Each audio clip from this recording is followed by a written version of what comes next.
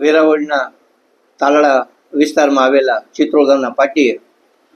ધ્રુવરાજસિંહ ચૌહાણ કરી અને ફરિયાદી હતા તેની ઉપર હુમલો કરી અને જાનલેવા હુમલો કરી લૂંટ કર્યાની ફરિયાદ દેવાયત ખવડ નામના લોક સાહિત્યકાર અને તેની સાથેના 15 અન્ય આસામીઓ સામે નોંધાયેલી, જેની તપાસ દરમિયાન આરોપીઓને અટક કરી રિમાન્ડ કામે નીચેની કોર્ટમાં રજૂ કરાયેલ, જેમાં રિમાન્ડ નામદાર કોર્ટે નામંજૂર કરી અને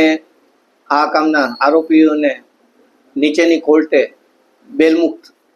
આપી દીધેલ, એટલે કે જામીન મુક્ત કરી દીધેલ. જે સંબંધે સરકારે રિવિઝન અરજી રિમાન્ડ કામે કરેલી અને આ કામના આરોપીઓને અપાયેલ જામીન રદ કરવા માટેની અરજી અત્રેની વેરાવળની સેશન્સ કોર્ટમાં દાખલ કરેલી, જેમાં સરકાર પક્ષે સુપ્રીમ કોર્ટની માર્ગદર્શિકાઓ, સિદ્ધાંતો અને પારડીવાલા સાહેબના જજમેન્ટ સહિતની વિગતોની છણાવટ કરી રજૂઆતો કરાયેલી. ધ્રુવરાજસિંહ ચૌહાણ જે ફરિયાદી હતા તેમના તરફે પણ વકીલ શ્રી ચૌહાણ હાજર થઈ અને સોગંદનામાની વિગતે હકીકતો રજૂ કરેલ, તેમજ આરોપીઓ તરફે પણ જે તે વકીલોએ રજૂઆતો કરેલ, જેને નામદાર કોર્ટે સાંભળેલી અને જ્યારે આજરોજ તેની મુદત હતી ત્યારે વિશેષ દલીલો અથવા રજૂઆતો કરવાની તબક્કે આ કામના આરોપીઓ તરફે પૂછપરછ આપી અને સરકાર પક્ષે રજૂ કરેલી જામીન રદ કરવાની અરજીને અપોઝ નથી કરતા, એટલે કે બેલ કેન્સલ થાય તો વાંધો નથી તેવું સાદી ભાષામાં કહી શકાય તેવું જાહેર કરેલ છે. અને રિમાન્ડ કામે જે રિવિઝન અરજી છે તેમાં પણ અપોઝ નથી કરતા, એટલે તેમાં પણ આગળની ન્યાયિક કાર્યવાહી અથવા પોલીસ કામગીરી હાથ ધરે તો વાંધો નથી એવું વિગતે પૂછપરછ આપી ડિટેલ્સ ઓર્ડર ઇન્વાઇટ ન કરતા પૂછપરછ આપી અને આ કામમાં તે રીતે ન્યાયિક નિર્ણય કરવા માટે રજૂઆત કરાયેલી છે, જેથી સાંજે આજે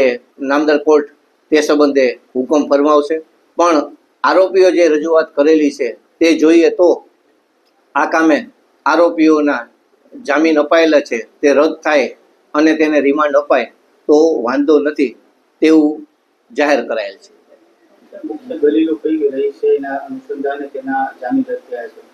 આ કામમાં પ્રથમથી જ બંધારણીય મુદ્દો કોન્સ્ટિટ્યુશનને લગતો હતો અને જે જજમેન્ટ નીચેની કોર્ટે લક્ષ્યમાં લીધેલું તે પછી નવું જજમેન્ટ નામદાર સુપ્રીમ કોર્ટે નવી પારડીવાલા સાહેબની બેચે આપેલી, તેમજ